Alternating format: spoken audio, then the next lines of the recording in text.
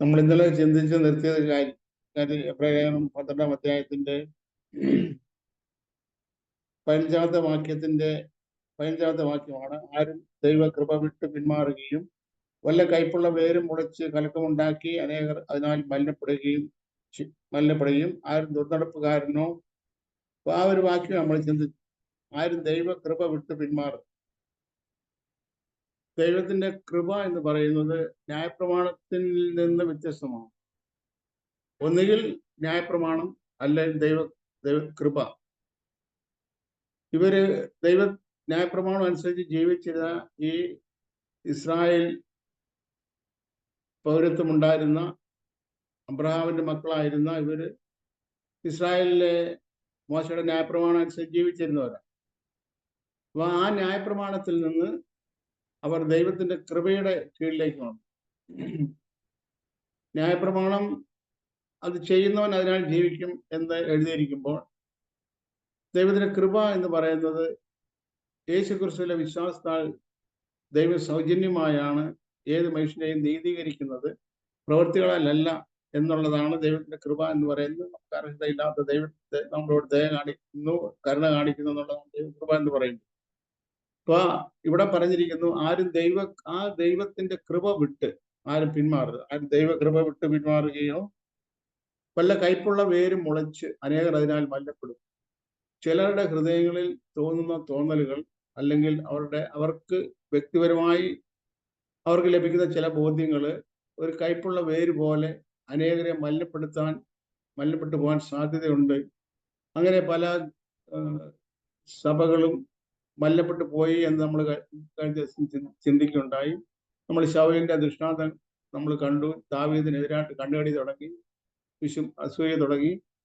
അത് വലിയൊരു ഇസ്രായേൽ ജനത്തിന്റെ ആ രാജ്യത്തിന്റെ തന്നെ മൊത്തം പരാജയത്തിൽ അവസാനിച്ചു എന്ന് നമ്മൾ കാണുകയുണ്ടായി. ഇവിടെ അടുത്ത വാക്യം പറയുന്നു, 16-ാമത്തെ വാക്യത്തിൽ, ഒരു ഊണിന് ജ്യേഷ്ഠാവകാശം വിട്ടുകളഞ്ഞ ഏശാവിനെ പോലെ അഭക്തനോ ആയി തീരുകയും ചെയ്യാതിരിക്കാൻ കരുതിക്കൊള്ളുക. ഇത് വളരെ വിപുലമായ ഒരു വാക്യമായത് നമ്മൾ വായിച്ചു കേട്ടത്. ഒരു ഊണിന് ജ്യേഷ്ഠാവകാശം വിട്ടുകളഞ്ഞ ഏശാവ്. നമുക്കറിയാം, യാക്കോബും ഏശാവും ഇരട്ടകളായിരുന്നു. എന്നാൽ അതിൽ ഏശാവാണ് ആദ്യം പുറത്തു വന്നത്. അതുകൊണ്ട് അവൻ ജ്യേഷ്ഠനായി അംഗീകരിക്കപ്പെട്ടു. ആ ജ്യേഷ്ഠന്റെ അവകാശം എന്ന് പറയുന്നത് നമ്മുടെ നാട്ടിലോ നമ്മൾ ചിന്തിക്കുന്ന പോലെ അല്ലായിരുന്നു. ഇസ്രായേലിലെ ജ്യേഷ്ഠന്റെ അവകാശം എന്ന് പറയുന്നത് അനുജനുള്ള അവകാശത്തെക്കാൾ ഇരട്ടി അവകാശം ജ്യേഷ്ഠനുണ്ടായിരുന്നു. എന്ന് വെച്ചാൽ, ഒരു 3 ഏക്കർ സ്ഥലം ഒരു യഹൂദനുണ്ടായിരുന്നു എന്ന് വിചാരിക്കുക. ആ 3 ഏക്കർ സ്ഥലം നമ്മളുടെ നാട്ടിലാണെങ്കിൽ 2 ആൺമക്കളും ഉണ്ട്, 3 ഏക്കർ സ്ഥലവും ഉണ്ടെങ്കിൽ നമ്മൾ അതിന് പപ്പാതി 1.5 ഏക്കർ വീതം വിഭാഗിച്ചിട്ട് 2 പേർക്കും പപ്പാതി കൊടുക്കും. എന്നാൽ ഇസ്രായേലിൽ അങ്ങനെ അല്ലായിരുന്നു. ഇസ്രായേൽ കൊടുത്തിരുന്നത് അനുജന് 1 ഏക്കറും കൊടുക്കും, ജ്യേഷ്ഠന് 2 ഏക്കറും. അപ്പൊ ഇങ്ങനെ അവകാശത്തിൽ വ്യത്യാസം ഉണ്ടായിരുന്നു. ജ്യേഷ്ഠന്റെ അവകാശത്തിൽ വ്യത്യാസം എന്ന് മാത്രമല്ല, അപ്പന്റെ ശേഷം അല്ലെങ്കിൽ അപ്പന്റെ സ്ഥാനം, പ്രഭുസ്ഥാനം, ഒരു വീട്ടിലെ പ്രഭു ആയിരിക്കാനുള്ള സ്ഥാനം ലഭിക്കുന്നത് ജ്യേഷ്ഠനായിരുന്നു. അപ്പോൾ പ്രഭുസ്ഥാനവും ഇരട്ടി പങ്കുമായിരുന്നു ഇസ്രായേലിലെ ജ്യേഷ്ഠന്റെ അവകാശം. ജ്യേഷ്ഠാവകാശം എന്ന് പറയുന്നത് പ്രഭുസ്ഥാനവും ഇരട്ടി പങ്കുമായിരുന്നു. അപ്പൊ ഇങ്ങനെ ഉള്ള ജ്യേഷ്ഠാവകാശം ഏശാവ് വിറ്റുകളഞ്ഞു. ഇന്ന് ഈ ജ്യേഷ്ഠാവകാശം പറഞ്ഞാൽ എന്താണ്? ഇത് നമ്മളെ സംബന്ധിച്ച്, അല്ലെങ്കിൽ അപ്പോസ്തലൻ ഇത് ഈ എബ്രായ ക്രിസ്ത്യാനികളോട് പറയുമ്പോൾ ഇത് എന്താണ്? അന്ന് എബ്രായർക്ക് വളരെ കൃത്യമായിട്ടും അറിയാം, ഈ സംഭവങ്ങളെല്ലാം അറിയാം. നമ്മളെ സംബന്ധിച്ചും നമ്മൾ വായിച്ച് ഇതെല്ലാം ഗ്രഹിച്ചിട്ടുണ്ട്.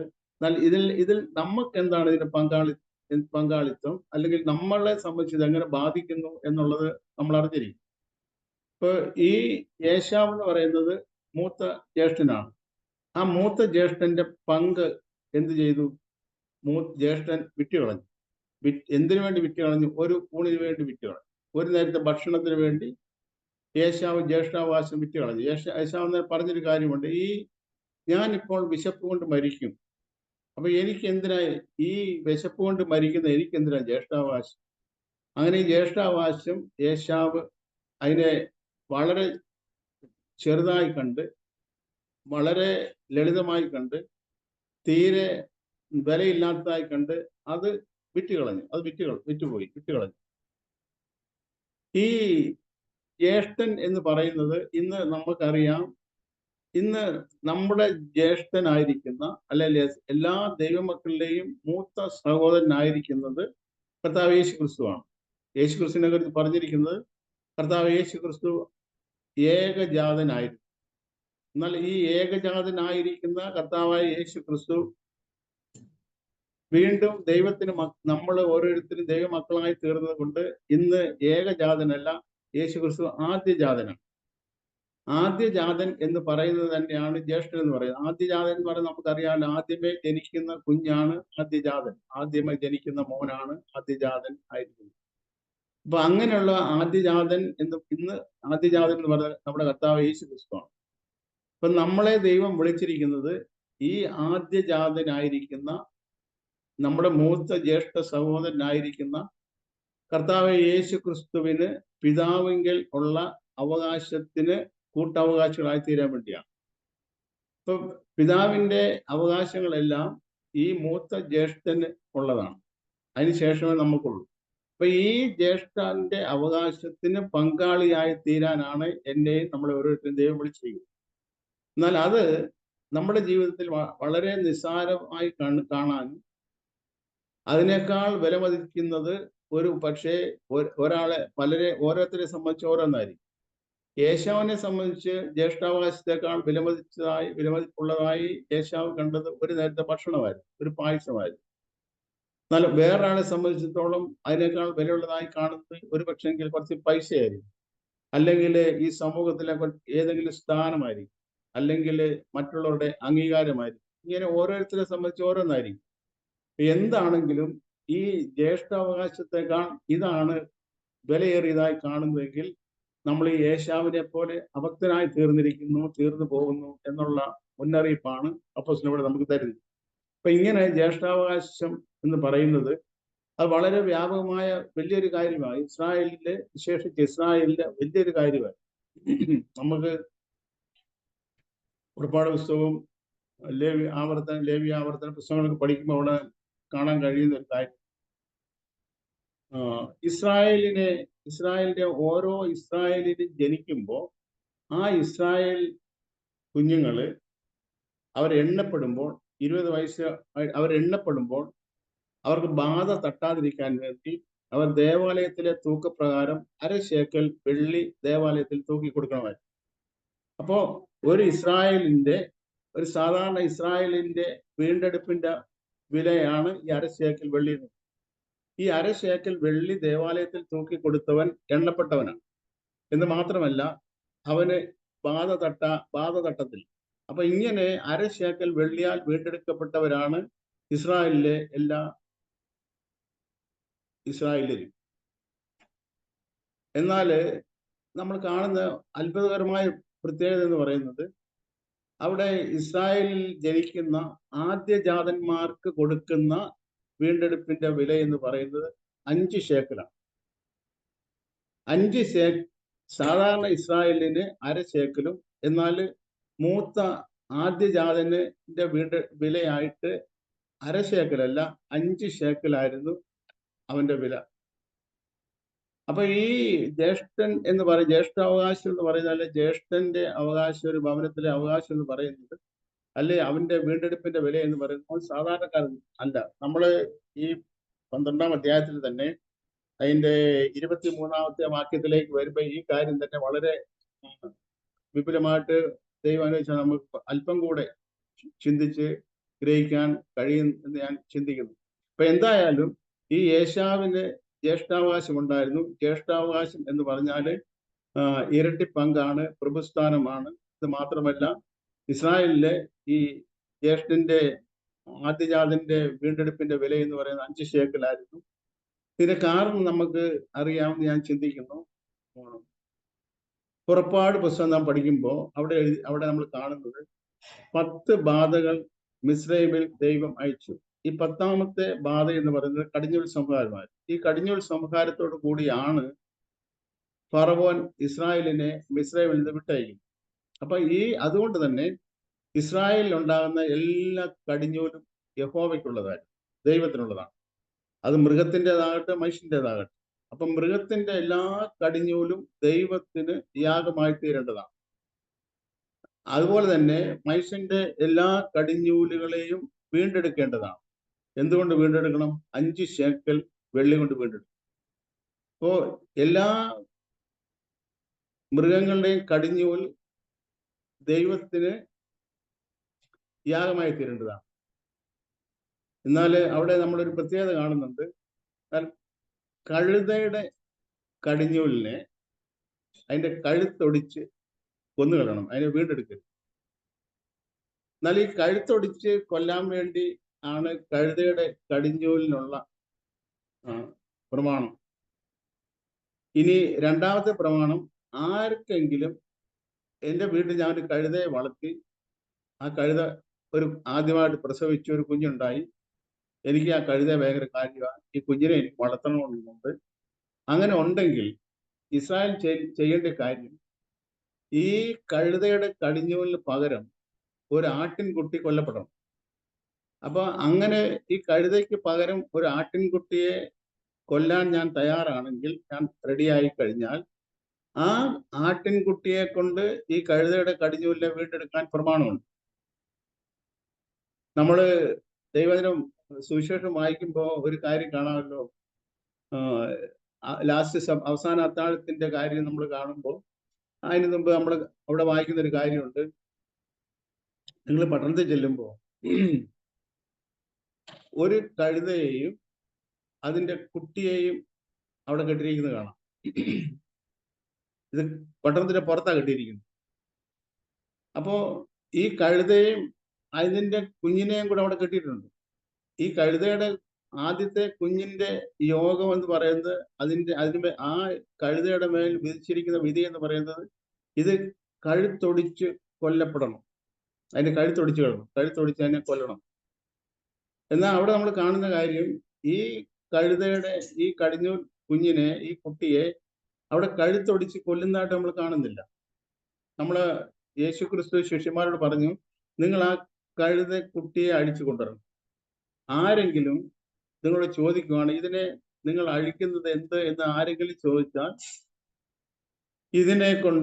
ഗുരുവിന് ഇതിനെ കൊണ്ട് ആവശ്യമുണ്ടെന്ന് പറയുക എന്ന അവിടെ നമ്മൾ കാണുന്നത്. അപ്പോൾ യേശു ക്രിസ്തുവിന് ആവശ്യമുള്ളതും കൊല്ലപ്പെടാൻ വേണ്ടി മാത്രം നിയോഗിക്കപ്പെട്ടിരുന്നതുമായ ഒരു കഴുതയുടെ കുഞ്ഞിനെ യേശു ക്രിസ്തു ഇതിന്റെ മേൽ വാഹനമേറി എന്ന ഏക കാരണത്താൽ ഇത് കഴുത്തൊടിക്കപ്പെടാതെ കൊല്ലപ്പെടാതെ സൂക്ഷിക്കപ്പെടുന്നതായി നാം കാണുന്നു.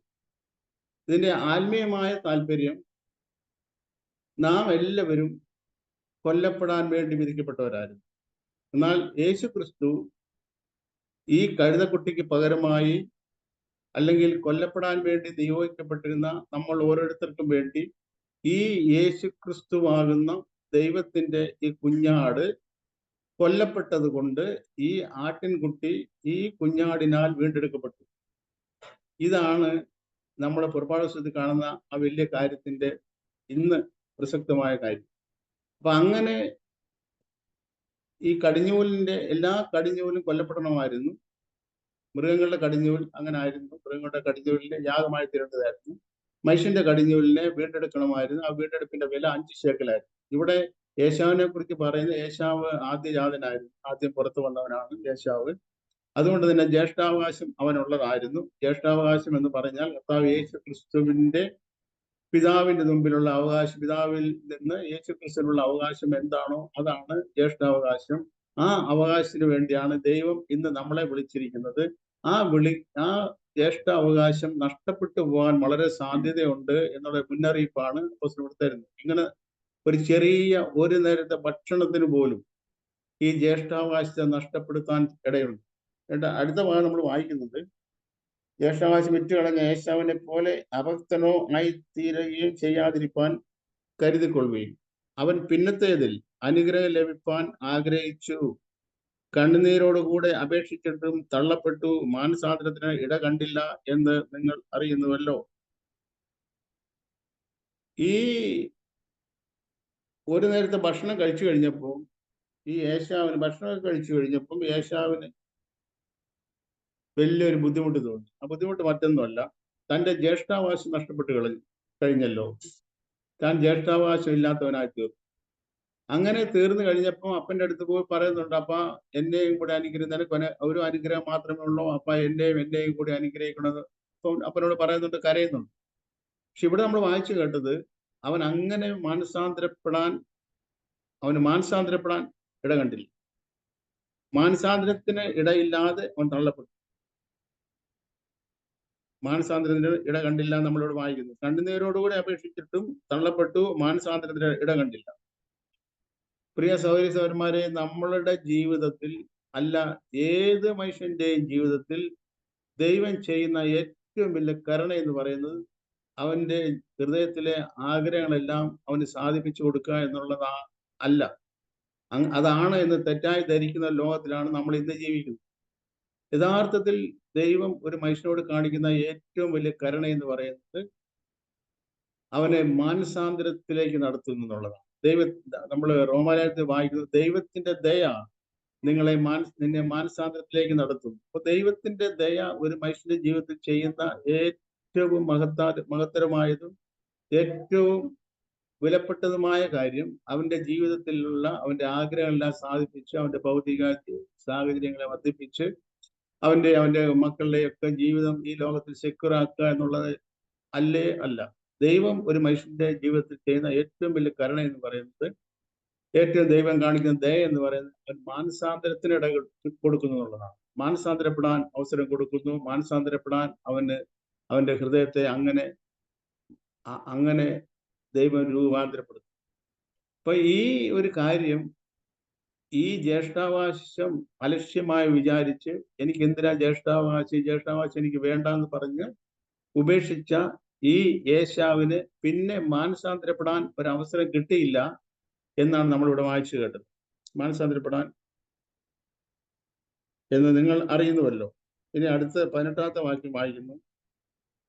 സ്ഥൂലമായി നമ്മൾ വന്നെത്തിയിരിക്കുന്നത് എവിടെ അല്ല എന്നുള്ളതാണ് രണ്ട് വേർതിരിവ് അവിടെ കാണിക്കുന്നത്.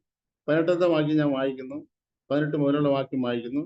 സ്ഥൂലമായതും, സ്ഥൂലം എന്ന് പറഞ്ഞാൽ നമുക്കറിയാം സ്ഥൂലം എന്ന് പറഞ്ഞാൽ തടിച്ചതെന്ന്, അല്ലെങ്കിൽ സ്ഥൂലമായതും തീ കത്തുന്നതുമായ പർവ്വതം.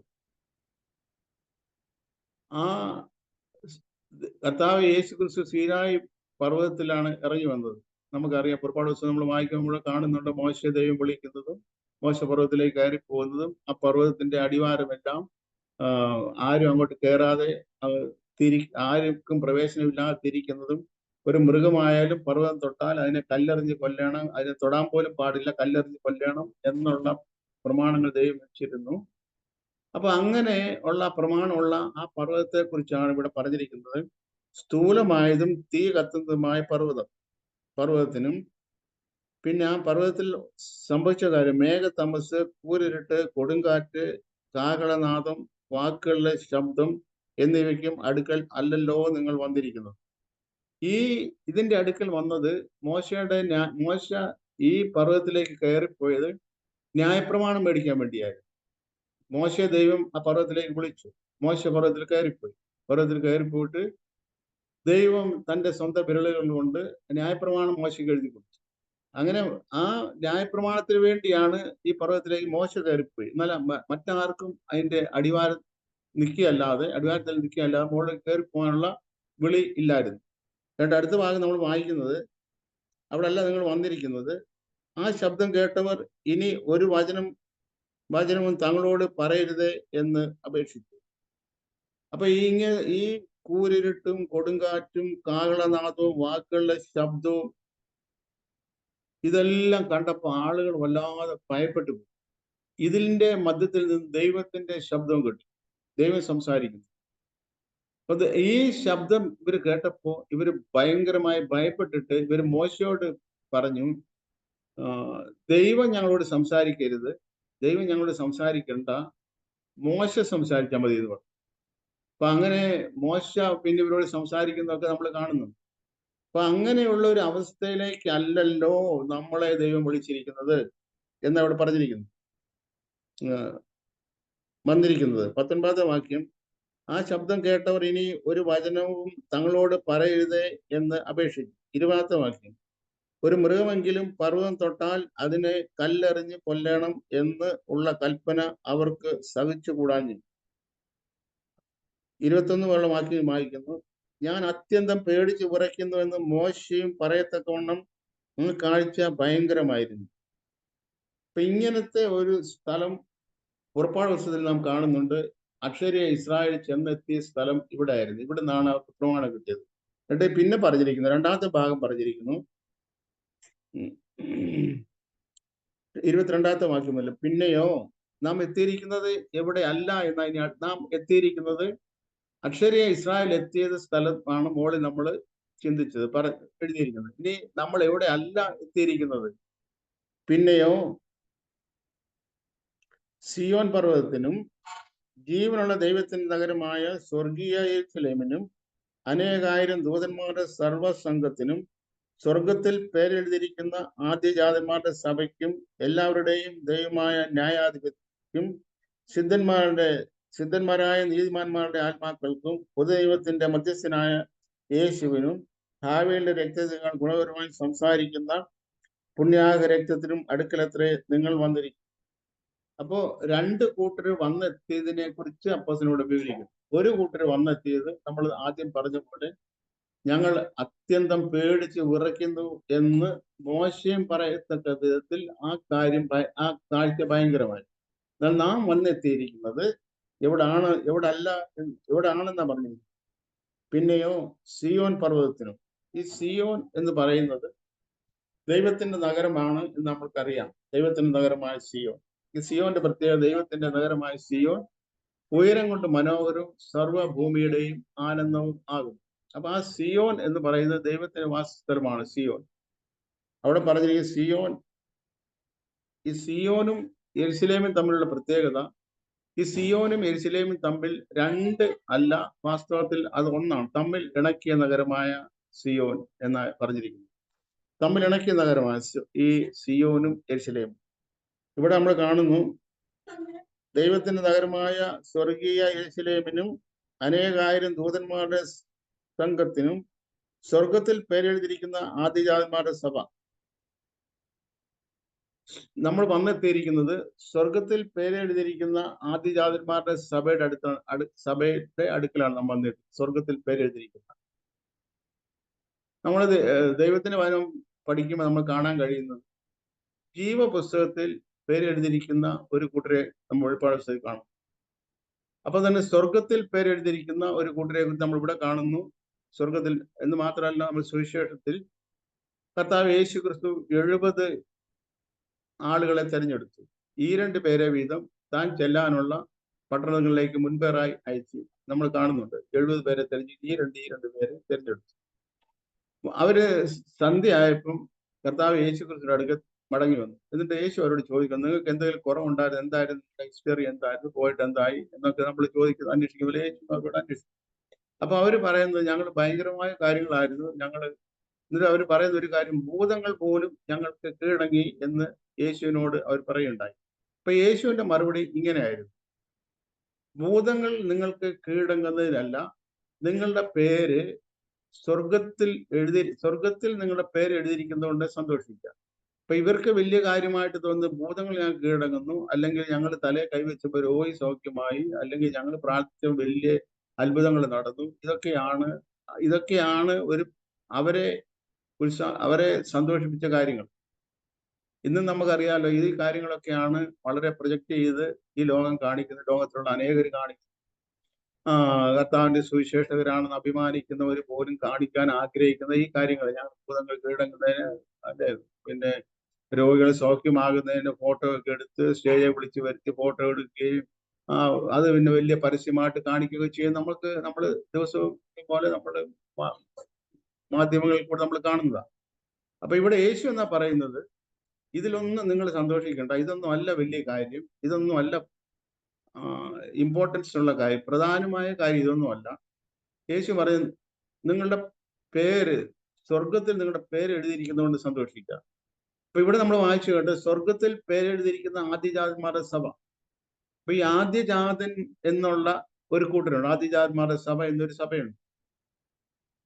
ആദ്യജാതൻ എന്ന് പറഞ്ഞ ആദ്യം ജനിച്ചവനെന്നോ ആദ്യം മരിച്ചവനെന്നോ അല്ല, ആദ്യം ഉയർത്തെഴുന്നേൽക്കുന്നത് ആരോ അവനാണ് ആദ്യജാതൻ, ആദ്യജാതന്മാരുടെ സഭ എന്ന് പറയും. അപ്പോ നമുക്കറിയാം, നമ്മുടെ കർത്താവ് യേശു ക്രിസ്തു, നമ്മൾ ഇങ്ങനെ വായിക്കുന്നു, എന്നാൽ കർത്താവ് യേശു ക്രിസ്തു മരിച്ചവരുടെ ഇടയിൽ നിന്ന് ആദ്യജാതനായി ഉയർത്തെഴുന്നേറ്റി. കർത്താവ് യേശു ക്രിസ്തു മരിച്ചവരിൽ നിന്ന് ആദ്യമായിട്ട് ഉയർത്തെഴുന്നേറ്റ യേശു ക്രിസ്തുവാണ്. അപ്പോൾ ന്യായമായ ചോദ്യം ഉണ്ടാകാം, ലാസർ ഉയർത്തെഴുന്നേറ്റില്ലേ? അല്ലെങ്കിൽ അങ്ങനെ അനേക നയീൻ പട്ടണത്തിലെ വിധവയുടെ മോൻ ഉയർത്തെഴുന്നേറ്റു, അങ്ങനെ പലരും ഉയർത്തെഴുന്നേറ്റായിട്ട് ദൈവം കാണുന്നുണ്ട്. എന്നാൽ ആ ഉയർത്തെഴുന്നേൽപ്പുകളെല്ലാം അവരെല്ലാം പിന്നെയും മരണത്തിന് അധീനരായി തീർന്ന് വീണ്ടും അവർ മരിച്ചു. കർത്താവ് യേശു ക്രിസ്തുവിന്റെ ഉയർത്തെഴുന്നേൽപ്പ് അങ്ങനല്ല. ഈ ലാസർ ഉയർത്തത് പോലല്ല യേശു ഉയർത്തെഴുന്നേറ്റത്. യേശു ഉയർത്തെഴുന്നേറ്റത് എന്നും എന്നേക്കും ഇനി മരിക്കാതെ വണ്ണമാണ് ഉയർത്തെഴുന്നേറ്റത്. കാരണം മരണത്തിന്റെ യേശുവിന്റെ മേൽ ഒരു അധികാരം ഇല്ലാതിരുന്നത്. യേശു ക്രിസ്തു മരണത്തെയും പാതാളത്തെയും സദാകാലത്തെയും കാൽക്കീഴാക്കിക്കൊണ്ടാണ് യേശു ക്രിസ്തു ഉയർത്തെഴുന്നേറ്റത്. അപ്പൊ അങ്ങനെ യേശു ക്രിസ്തു ഉയർത്തെഴുന്നേറ്റപ്പോൾ ദൈവത്തിന്റെ വചനത്തിൽ നമ്മൾ കാണുന്നത്, യേശു ക്രിസ്തു ഉയർത്തെഴുന്നേറ്റപ്പോ, ഇത് ദൈവപുസ്തകത്തിലെ കാര്യങ്ങൾ കൂടെ പഠിക്കുവാണെങ്കിൽ നമുക്ക് അധികം സമയമെടുത്ത് പഠിക്കണം എങ്കിൽ പോലും ഒരു സത്യം നമുക്കറിയാൻ കഴിയും. ഇസ്രായേലിന്റെ കൊയ്ത്തിനെ കുറിച്ച് നമ്മൾ പഠിക്കുമ്പോൾ ആ കൊയ്ത്തിനെ കുറിച്ച് പഠിച്ചതിന് ശേഷം ഈ കാര്യങ്ങൾ പഠിക്കുവാണെങ്കിൽ നമുക്ക് കുറച്ചുകൂടെ മനസ്സിലാവും. അപ്പൊ ഇസ്രായേലിന്റെ കൊയ്ത്ത് എന്ന് പറയുന്നത്, ഒരു ദേശം മുഴുവൻ ഇസ്രായേലില് കൊയ്യാൻ ആയിട്ടുണ്ട്. ആ ദേശം മുഴുവൻ കൊയ്യാൻ ആയെങ്കിലും ഇഷ്ടംപോലെ ജോലിക്കാരെ വെച്ചിട്ട് ഒരു ദിവസം കൊണ്ട് ഇത് കൊയ്യാൻ പ്രമാണമില്ല. ഈ കൊയ്ത്തിന്റെ പ്രമാണം എന്ന് പറയുന്നത്, ആദ്യമേ ഒരു കറ്റ മാത്രമേ ഇതിൽ നിന്ന് കൊയ്യാൻ പാടുള്ളൂ. 100 ഏക്കർ സ്ഥലം വിളഞ്ഞു കിടക്കുന്നുണ്ടായിരിക്കും. പക്ഷെങ്കിൽ അങ്ങനെ ആണെങ്കിൽ പോലും ഒരു കറ്റ മാത്രമേ കൊയ്യാൻ പാടുള്ളൂ. ആ ഒരു കറ്റ ഇസ്രായേൽ കൊയ്തിട്ട് ഇത് പുരോഹിതന്റെ അടുക്കൽ കൊണ്ടുചെല്ലണം. ദേവാലയത്തിൽ ശുശ്രൂഷിക്കുന്ന പുരോഹിതന്റെ അടുക്കൽ ഈ ഒരു കറ്റ കൊണ്ടുചെല്ലണം. ഈ ഒരു കറ്റ പുരോഹിതന്റെ അടുത്ത് കൊണ്ടുചെല്ലുമ്പോൾ പുരോഹിതൻ ഈ ഒരു കറ്റ വാങ്ങിയിട്ട് ആ കറ്റ നീരാജനം ചെയ്തിട്ട് ദൈവസന്നിധിയിൽ ചേർക്കണം എന്നൊരു പ്രമാണമാണ്. ഇപ്പൊ നമ്മുടെ കർത്താവ് യേശു ക്രിസ്തു മരിച്ചവരിൽ നിന്ന് ആദ്യമായി ഉയർത്തെഴുന്നേറ്റു. അപ്പൊ ഈ ഒരു കറ്റ എന്ന് പറയുന്നത് ഒരു മണി മാത്രമല്ല. ഒരു കറ്റ എന്ന് പറയുന്നത് ഒരു മണിയല്ല. ഒരു കറ്റയിൽ തന്നെ അനേകായിരം മണികളുണ്ടാവും.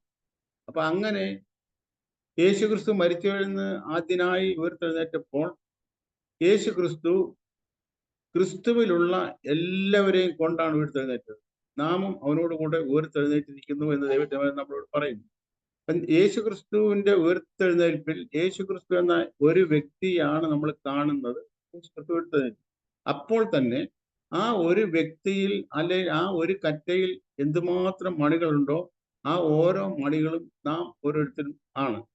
യേശു ക്രിസ്തുവിനോട് കൂടെ ഉയർത്തെഴുന്നേൽക്കപ്പെട്ട നാം ഓരോരുത്തരുമാണ് ആ മണികൾ എന്ന് പറയുന്നത്. ഈ മണി എന്ന് പറയുന്നത്, അല്ലെ ഈ കറ്റ എന്ന് പറയുന്നത്, അത് ആദ്യ ഫലമാണ്. അതിന് ആദ്യ ഫല കറ്റ എന്നാ പറയുന്നത്. അപ്പൊ ഈ ആദ്യ ഫലം എന്ന് പറഞ്ഞാൽ ക്രിസ്തു മരിച്ചവരെന്ന് ഉയർത്തെഴുന്നേറ്റിരിക്കുക, ആദ്യമായി ഉയർത്തെഴുന്നേറ്റ ആ ഒരു ആദ്യ ഫലത്തെയാണ് അത് സൂചിപ്പിക്കുന്നത്. അപ്പോൾ ഞാൻ പറഞ്ഞത്, ആദ്യജാതൻ എന്ന് പറഞ്ഞാൽ അതിന്റെ അർത്ഥം, ആദ്യജാതന്മാരുടെ സഭ എന്ന് പറഞ്ഞാൽ ആദ്യമായി ഉയർത്തെഴുന്നേൽക്കുന്നവരുടെ സഭ. ആ സഭയുടെ അടുക്കലാണ് നാം വന്നെത്തിയിരിക്കുന്നത്. ഇത് വളരെ എന്താ പറയുന്നത്, വളരെ ആഴത്തില് പഠിക്കേണ്ട ഒരു കാര്യമാണ്, ചിന്തിക്കേണ്ട കാര്യമാണ്. ഇല്ലെങ്കിൽ ഒരുപക്ഷെ സംശയം ഉണ്ടാകും. നിങ്ങൾക്ക് എന്തെങ്കിലും സംശയം ഉണ്ടെങ്കിൽ സാവകാശത്തിൽ നമുക്ക് അത് സംശയം ഉണ്ടെങ്കിൽ ചോദിച്ചാൽ എൻ്റെ പ്രാപ്തി അനുസരിച്ച് ഞാൻ നിങ്ങൾക്ക് പറഞ്ഞു തരാൻ തയ്യാറാണ്. പറഞ്ഞു തരാൻ ഒരുക്കമുള്ളവനുമാണ്. അതുകൊണ്ട് നിങ്ങൾ സമയം എടുത്താൽ തെറ്റൊന്നുമില്ല. ഞാൻ അങ്ങനെ ആരെങ്കിലും ഉണ്ടെങ്കിൽ ഞാൻ സ്വാഗതം ചെയ്യുന്നു. ഇപ്പോഴല്ല, ഇതിന് ശേഷം എപ്പോഴായാലും കുഴപ്പമില്ല. അപ്പൊ അങ്ങനെ സ്വർഗത്തിൽ പേരെഴുതിയിരിക്കുന്ന ആദ്യജാതന്മാരുടെ സഭ, അങ്ങനെ സഭയുണ്ട്. അങ്ങനെ സഭയുണ്ടെന്ന് പറയുമ്പോൾ തെറ്റായി ധരിക്കരുത്. നമ്മളെല്ലാവരും ക്രിസ്തു എന്ന ശരീരത്തിന്റെ അവയവങ്ങളാണ്. ക്രിസ്തു എന്ന ശരീരത്തിന്റെ ഓരോ അവയവങ്ങളാണ് നമ്മൾ. എന്നാൽ മരിച്ചവരുടെ പുനരുദ്ധാനത്തിന് വ്യത്യാസമുണ്ടെന്ന് അപ്പോസ്തലനായ പൗലോസ് മുഖാന്തരം കൊരിന്ത്യർ ലേഖനത്തിൽ നാം കാണുന്നു. കൊരിന്ത്യർ ലേഖനത്തിൽ അപ്പോസ്തലൻ എഴുതിയിരിക്കുന്നു, എന്നാൽ സ്വർഗീയ ശരീരങ്ങളും ഭൗമ ശരീരങ്ങളുമുണ്ട്. സ്വർഗീയ ശരീരങ്ങളുടെ തേജസ് വേറെ, ഭൗമ ശരീരങ്ങളുടെ തേജസ് വേറെ. സൂര്യന്റെ തേജസ് വേറെ, ചന്ദ്രന്റെ തേജസ് വേറെ, നക്ഷത്രങ്ങളുടെ തേജസ് വേറെ. നക്ഷത്രവും തമ്മിൽ തേജസ്സിൽ ഭേദമുണ്ടല്ലോ. മരിച്ചവരുടെ പുനരുദ്ധാനവും ഇവണ്ണമാകും എന്ന് അപ്പോസ്തലൻ പൗലോസ് എഴുതിയിരിക്കുന്നു. അപ്പോൾ മരിച്ചവരുടെ പുനരുദ്ധാനം എന്ന് പറയുന്നത് നമ്മൾ വിചാരിക്കുന്ന പോലെ എല്ലാവരും കൂടെ ഒരേ സമയത്ത് ഇങ്ങനെ ഉയർത്തെഴുന്നേറ്റു എന്നൊക്കെയുള്ള ധാരണയാണ് നമ്മുടെ ഉള്ളിലുള്ളത്. ദൈവത്തിന്റെ വചനത്തിൽ നമ്മൾക്ക് കുറച്ചും കൂടെ ആഴമായി പഠിക്കുകയാണെങ്കിൽ അതിൽ വ്യത്യാസമുണ്ട്, നമുക്ക് ഗ്രഹിക്കാൻ കഴിയും. വെളിപ്പാട് പുസ്തകത്തിൽ നമ്മൾ വായിക്കുന്നു, മരിച്ചവരിൽ ശേഷമുള്ളവർ 1000 ആണ്ട് കഴിയുവോളം ജീവിച്ചില്ല. ഇത് ഒന്നാമത്തെ പുനരുദ്ധാനം. ഒന്നാമത്തെ പുനരുദ്ധാനത്തിൽ പങ്കുള്ളവൻ ഭാഗ്യവാനും വിശുദ്ധരുമാകുന്നു. രണ്ടാം മരണത്തിന് അവന്റെ മേൽ അധികാരമില്ല. എന്നാൽ അതിനുശേഷം നാം കാണുന്നത്, അതിനുശേഷം യോഹന്നാൻ അപ്പോസ്തലൻ കാണുന്നത്, ഞാൻ വലിയൊരു വെള്ളസിംഹാസനവും അതിന്മേൽ ഒരുത്തൻ ഇരിക്കുന്നത് കണ്ടു. എന്നിട്ട് ഈ 1000 ആണ്ട് വാഴ്ചയിൽ വരാത്ത, ഈ 1000 ആണ്ടിലെ അഥവാ ഒന്നാമത്തെ പുനരുദ്ധാനത്തിൽ വരാത്ത, പങ്കില്ലാത്ത സകല മനുഷ്യരും ഈ വെള്ളസിംഹാസനത്തിന് മുൻപിൽ നിൽക്കുന്നത് ഞാൻ കണ്ടു എന്ന് അപ്പോസ്തലൻ യോഹന്നാൻ എഴുതിയിരിക്കുന്നു. അപ്പൊ ഈ വെള്ളസിംഹാസനത്തിന് മുമ്പിൽ 2 ഡിവിഷൻ കാണുന്നുണ്ട്. അത് ഡിവൈഡ് ചെയ്യുന്നത് അവിടെ നമ്മളിങ്ങനെ വായിക്കുന്നു, ജീവപുസ്തകത്തിൽ പേരെഴുതി കാണാത്ത ഏവനെയും തീപ്പൊയ്കയിൽ തള്ളിയിടും, ഇത് രണ്ടാമത്തെ മരണം. അപ്പൊ അവിടെ നമ്മൾ ഒരു ജീവന്റെ പുസ്തകം കാണുന്നുണ്ട്, ജീവപുസ്തകം. അപ്പോ നമ്മൾ ഇവിടെ കണ്ടു സ്വർഗത്തിൽ പേരെഴുതിയിരിക്കുന്ന ആദ്യജാതന്മാർ. അപ്പൊ സ്വർഗത്തിൽ പേരുള്ളവരുണ്ട്, ജീവപുസ്തകത്തിൽ പേരുള്ളവരുണ്ട്. അപ്പൊ ഇത് വേർതിരിക്കപ്പെടുന്നത് ഉയർപ്പിനെ ആശ്രയിച്ചാണ്. എപ്പോൾ ഉയർക്കുന്നു, എങ്ങനെ ഉയർക്കുന്നു, ഏത് തേജസ്സിൽ ഉയർത്തുന്നു. അപ്പോസ്തലൻ പൗലോസ് പറഞ്ഞിരിക്കുന്ന പോലെ സ്വർഗീയമായതോ ഭൗമികമായതോ സൂര്യന്റെയോ ചന്ദ്രന്റെയോ നക്ഷത്രങ്ങളുടെയോ ഏത് തേജസ്സിൽ ഉയർത്തുന്നു, എപ്പോൾ ഉയർത്തുന്നു എന്നതിനെ ആശ്രയിച്ചാണ് ഈ കാര്യം തീരുമാനിക്കപ്പെടുന്നത്. അപ്പൊ ദൈവം അനുവദിച്ചാൽ ഇതിലെ ബാക്കി കാര്യങ്ങൾ നമ്മൾക്ക് അടുത്ത പ്രാവശ്യം ചിന്തിക്കാം. ദൈവം നമ്മളെ എല്ലാവരും സമൃദ്ധി അനുഗ്രഹിക്കുമാറാകട്ടെ. ആരെങ്കിലും പ്രാർത്ഥിക്കുമോ?